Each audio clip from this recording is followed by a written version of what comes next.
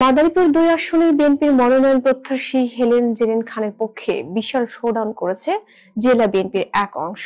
সোহেল তালুকদারের তথ্যচিত্রে বিস্তারিত।